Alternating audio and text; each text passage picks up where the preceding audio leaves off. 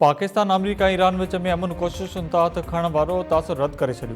पाकिस्तान धुरनि विच में ॿीहर शिकताण ते ॻणती ज़ाहिर कंदे इस्लामाबाद मुफ़ाहिमती यादाश्त ते अमल दरामद जारी रखण जो मुतालबो करे छॾियो। परॾेही वज़ारत जे तर्जुमान ताहिर इंदिराबी चयो आहे त इस्लामाबाद मुफ़ाहिमती यादाश्त अॼु बि अमल जोॻो फ्रेमवर्क आहे।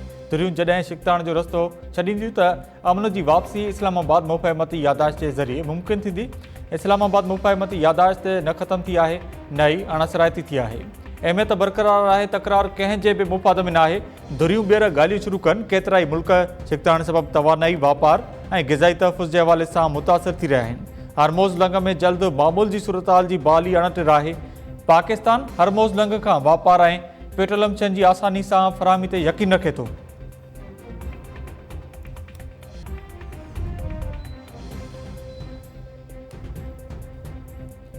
अमरीकी सदर ट्रंप ईरान में ज़मीनी कार्रवाई लाइ गौर शुरू करे छॾियो। अमरीकी अख़बार जी रिपोर्ट मूजिबि सदर ट्रंप ज़मीनी फ़ौज लाइ हरमोज़ लंघ भरिसां ईरानी ॿेटनि ते कब्ज़ो करणु चाहे थो। सदर ट्रंप चयो आहे त ईरान खे जल्द शिकस्त ॾिनी वेंदी। ईरानी मुलाक़ात करे मामला तइ करणु चाहिनि था। असां ॾिसंदासीं त को ठाह थी सघे थो या न। ईरान हिकु अमरीकी औरत खे बि आज़ादु करे छॾियो आहे। औरत खे डिसंबर 2024 ते हिरासत में वरितो वियो हो।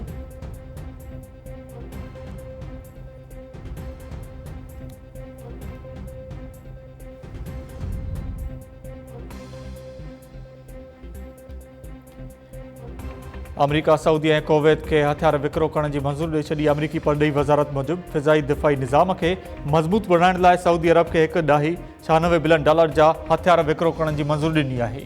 कुवैत खे जहाज़नि जी टेक्निकी मदद लाइ $484 मिलियन जी धार पैकेज जी मंज़ूरी ॾिनी वई।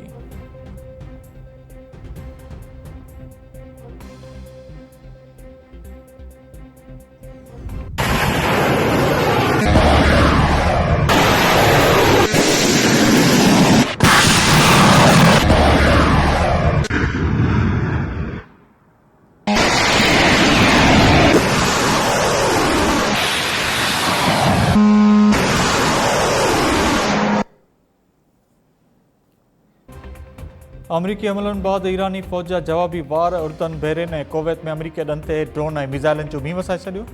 उर्दन ऐं कुवैत जी ईरानी मिज़ाइलनि खे हवाउनि में तबाह करण जी दावा। ईरानी मीडिया मूजिबि अमरीकी फ़ौज सहमान शहर जे एयरपोर्ट खे निशानो बणायो। अहवाज़ शहर में हिकु मिज़ाइल कैंसर जी अस्पताल भरिसां किरियो। 4 ॿार ऐं बदर अब्बास में बि धमाकनि जा आवाज़ ॿुधा विया।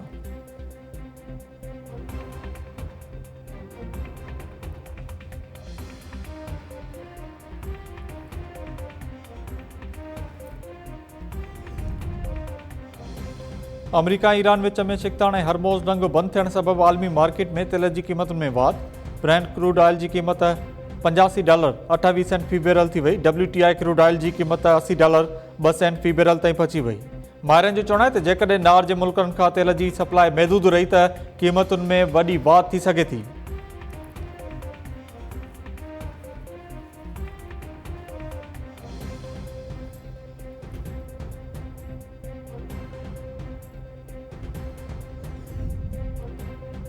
मुल्क में रुगो 15 ॾींहनि जा पेट्रोल ज़ख़ीरा रहिजी विया आहिनि। फौरी मुदाख़लत न कई वई त तेल जी फ़राहमी मुतासिर थी सघे थी।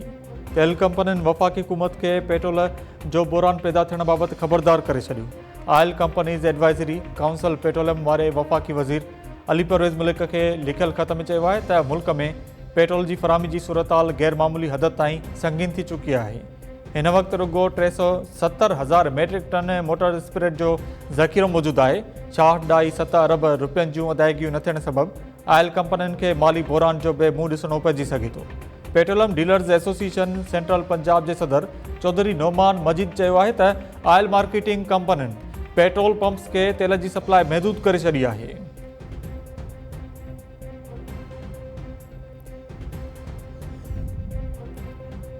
MQ मौलाना फज़ल रहमान खां माफ़ी वठण जो मुतालबो करे छॾियो। डॉक्टर ख़ालिद मक़बूल सिद्दीकी चयो त मुल्क ख़िलाफ़ बयाने खे नाकाम बणाईंदासीं। उमीद कयूं था त मौलाना फज़ल रहमान पंहिंजे बयान ते वज़ाहत कंदो। फारूक सदार चयो त मौलाना फज़ल रहमान पाक फ़ौज जे शहीदनि जी बेहरमती कई आहे। मौलाना फज़ल रहमान जो बयानु मुल्क लाइ क़ुर्बानी ॾींदड़नि जे ज़ख़्मनि ते लूण बुरकण बराबरि आहे। डॉक्टर ख़ालिद मक़बूल सिद्दीकी चयो त मुस्तफ़ा कमाल ऐं मां रोज़ मिलंदा आहियूं। गवर्नर वारे मामले ते मूंखां न वसीम अख्तर खां सवाल कयो। गौर करे रहिया आहियूं त 2 वज़ारतूं असांजे मथां त बार न आहिनि।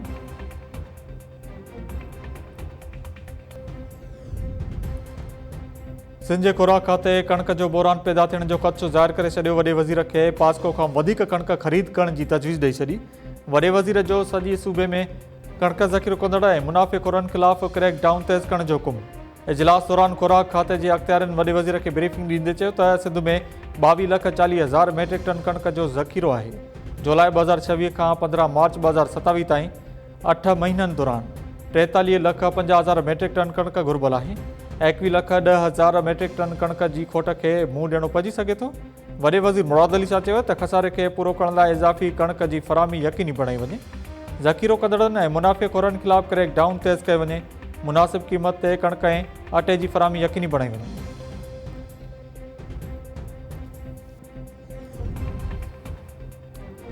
सिंध में कणक ज़ख़ीरो कंदड़नि ख़िलाफ़ क्रैक डाउन 1,67,499 मैट्रिक टन कणक ज़ब्त। खुराक खाते जी रिपोर्ट मूजिबि कश्मीर ज़िले में सभ खां वधीक ज़ख़ीरो कयल 55,678 मैट्रिक टन कणक हथ कई वई। घोटकी में 41,000, सखर में 80,000, लाड़काणे में 80,000 ऐं खैरापुर में 7,052 मैट्रिक टन कणक ज़ब्त कई वई। कंबर शहदादकोट में 8,918, शिकारपुर में 1,658 ऐं जैकबाद में 429 मैट्रिक टन कणक ज़ब्त। जामचोरो, बदीन, दादू, मटियारी, टंडो मोहम्मद खान, टंडो लायर, बेनज़ीराबाद ऐं ॿियनि शहरनि मां बि कणक ज़ब्त कई वई। ज़ख़ीरा ज़ब्त करण बावजूदि सिंध सरकार जी 10 लख मैट्रिक टन कणक वारे दफ़ा जो रुगो 20 सैकड़ो मुकमिल थी सघियो।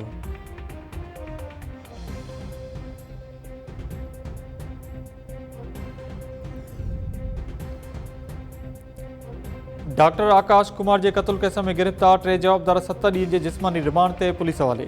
फ़्रेयर थाणे जी पुलिस टिनी जवाबदारनि खे जुडिशल मजिस्ट्रेट ॾखण जी अदालत में पेश कयो। जिस्मानी रिमांड जी इस्तदा अदालत टिनी जवाबदारनि सुरेश रामचंद ऐं अनिल कुमार जो 7 ॾींहनि जो जिस्मानी रिमांड मंज़ूर करे वरितो।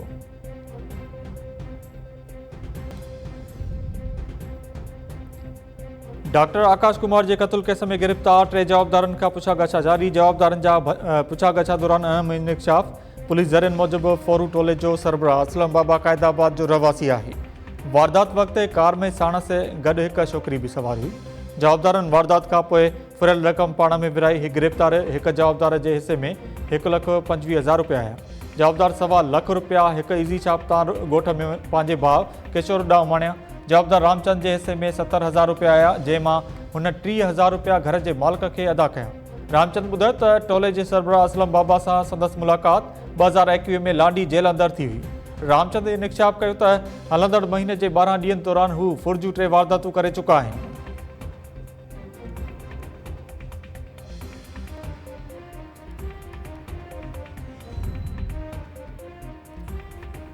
घोटकी में पुलिस एहलकार सां बदफ़ैली कोशिश जो ॿिनि एहलकारनि ख़िलाफ़ केस दाख़िल। एहलकार उसामा राजपूत जी फ़रियाद ते एस सेक्शन थाणे ते केस दाख़िल कयो वियो। एहलकार मक़सूद घोटो ऐं एहलकार बिलावल कलवड़ जवाबदार नामज़द। फ़रियादी एहलकार जो चवणु आहे त जवाबदार मक़सूद ऐं बिलावल ओताक ते मानी जी दावत ते घुराए बदफ़ैली जी कोशिश कई।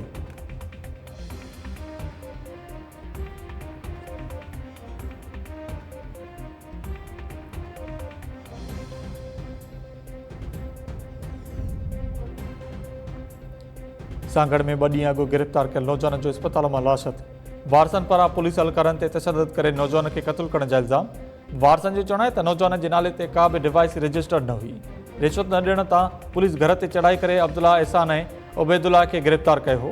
वाक़े जी शफ़ाफ़ जांच कराए इंसाफ़ फ़राहम करण जो मुतालबो।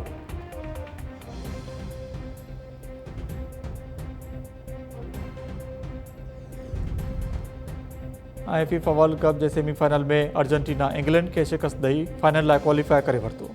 आचर ते स्पेन ऐं अर्जेंटीना विच में फाइनल मुक़ाबिलो थींदो। टी पोज़ीशन लाइ इंग्लैंड ऐं फ्रांस जूं टीमूं छंछर ते मुआदो अटकाईंदियूं।